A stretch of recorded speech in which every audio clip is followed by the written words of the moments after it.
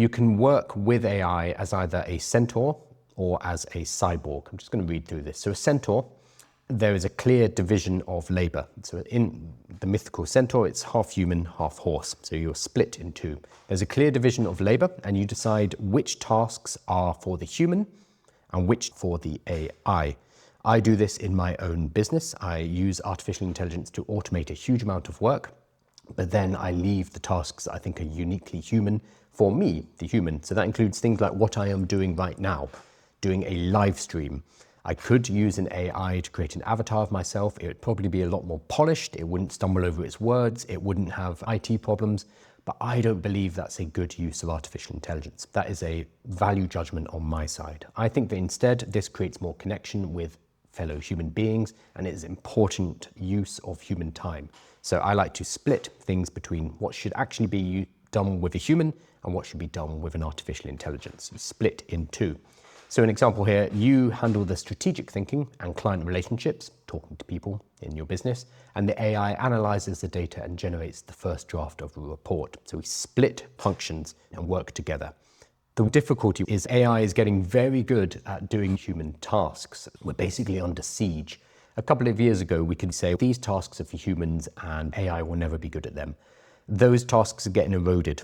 AI shows more capability, and we as humans are not increasing our capabilities. Instead, it's very much a defensive action with AI squeezing us and taking away our tasks. So the Centaur works, but you need to be realistic about what is genuinely human. What can you genuinely do better than an AI, and what should you be focusing on? Increasingly, that is a debate you need to have every couple of months because AI is getting better. We need to continuously assess this because a lot of people are still using AI in the same way as they were using it 2 or 3 years ago with ChatGPT. That's not going to work. It's getting better. The second model Ethan Mollick talks about is the cyborg.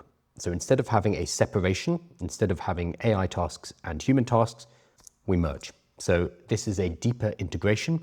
The AI is a constant collaborator woven directly into your creative and analytical process. So Mollick, for example, used AI to help him write the book Co-Intelligence. He used it as a writing partner. He did the writing, but used AI for brainstorming, feedback, suggesting sentence endings, and checking citations.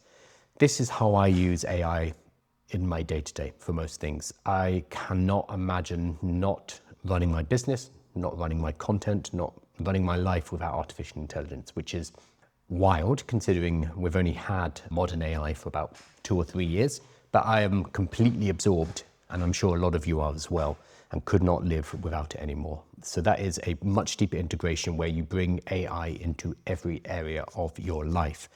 These are two different models. One is saying there's a demarcation, and the other is saying, no, we're going to integrate AI into every part of your life. Both are valid, but you need to engage with AI and work out what one's going to work for you.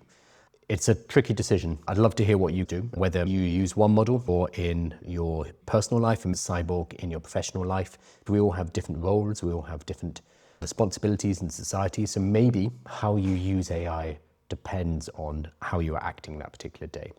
I'd love to hear what you think. Okay. So there are 4 rules for co-intelligence that Ethan Mollick talks about. The first one is, at least right now, always invite AI to the table. We are still trying to work out what we can use AI for, and the only way is by testing it, by trying it out and working out its capabilities. Knowing what AI is good at, knowing what AI is not good at, and knowing how to tell the difference is a core skill. I often bump into people using AI in wild ways that I know is the wrong way because I've tried something that's been similar and it has not worked. So you need to build this judgment, and this judgment comes from using AI daily. When you try a new task for the first time, whatever it is, you try to bring AI into that process. The easiest way to do this is if you feel yourself going towards Google for a question or needing to find a resource, try using AI instead. That is the simplest, most naive way to do this and a really good start. So try to reach for AI naturally as your first instinct. And if it does not work, then you have learnt that this is not necessarily the best place to use artificial intelligence. This is going to be connected to the second rule, which is you still need to be a human in the loop, apply your judgment. But first and always, we always try to use AI in a particular process in order to work out whether or not AI is worth using there. That's the only way. We try, it's a taste test, and if it does not work, we don't do that again in the future.